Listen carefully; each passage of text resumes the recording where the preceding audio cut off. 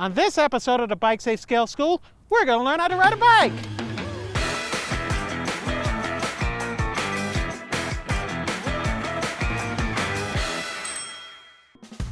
Today, we're going to learn techniques that you can use on your own to learn how to ride a bike or even improve your existing bike handling skills. While I'll be demonstrating these skills today on an adult-sized bicycle, these techniques have no age boundaries. Even kids' balanced bikes are based on the principles you'll see here. Just keep in mind, this is not a road cycling course. This is a guide for everyday riding. So let's jump into step 1, using the right bicycle. You'll want to practice with a comfortable bike with fairly upright handlebars, and your tube should also be inflated to the operating pressure marked on the sidewall of your tires.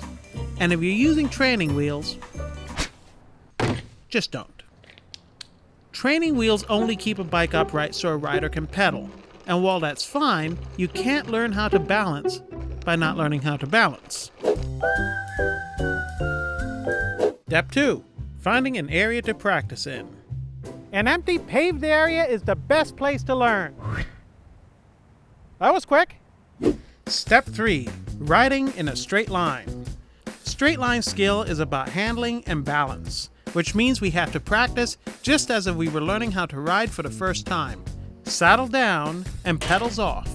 You may have to buy a bicycle pedal wrench to get the pedals off, as most wrenches are too wide to fit. Don't do this if you only have a coaster brake. You'd be removing the only braking system the bicycle has. With everything set, we should be able to reach the ground with our feet, but be able to raise our feet comfortably too. Then we scoot the bike forward and pull our feet up. The goal is to train your brain how to balance the bike without trying to figure out how to pedal at the same time. You should be able to make small adjustments at the handlebar without losing your balance. Try to avoid looking at the front wheel and instead look straight ahead where you want to go.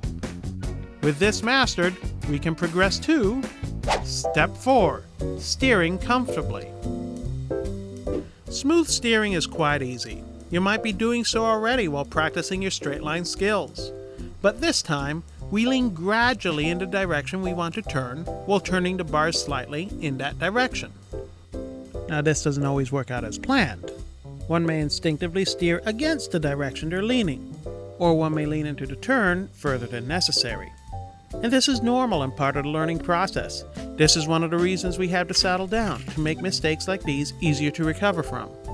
The important thing is to keep at it until you can steer smoothly and return to a straight line with no problems. Now we can go to Step 5, bring the saddle up. Not that much. Now for the tough part. To ride as efficiently as possible, we have to make sure our legs can sufficiently extend while riding. But since the pedals are higher off the ground than the ground itself, our saddle has to sit a little bit higher up than our legs can extend to the ground. And yes, this isn't easy to master, so we do it gradually. Bring your saddle up to where you can stand tall over the bike, but can keep both feet on the ground. You can scoot around some more just to make sure that you can still stop and steer comfortably. And if you feel confident, we can move on to Step 6, put the pedals back on. With the pedals on, we can try the straight line and steering skills we've learned so far. Make sure the bike is set in an easy gear ratio, rotate one of the pedals to 2 o'clock, and push against the ground to set off. You might be a bit shaky at first, but just concentrate on keeping your moves smooth and steady. If you're pedaling too quickly and find it difficult to stay upright, you're probably in too easy a gear and should shift up until you feel some resistance. Keep at it until you feel good about holding your line and steering smoothly while pedaling the bicycle. This leads us to Step 7, raising your saddle and dismounting. You've got to be kidding me!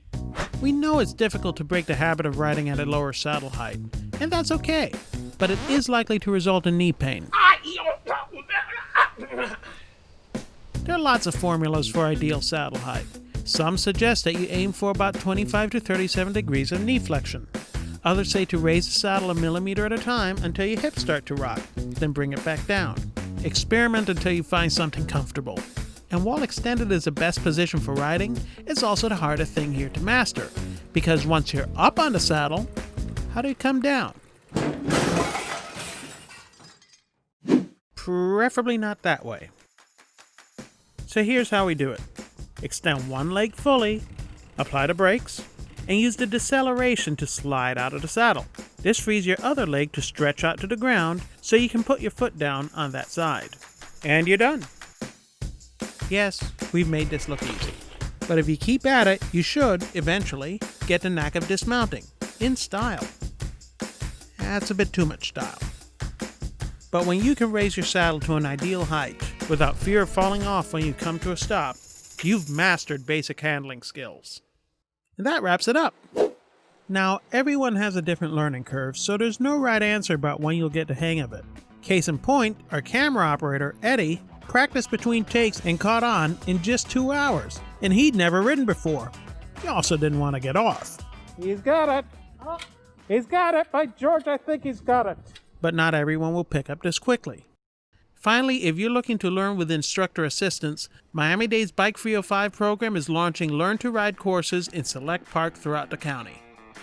And with that, we wish you good luck and hope to see you on out there. I can't get it.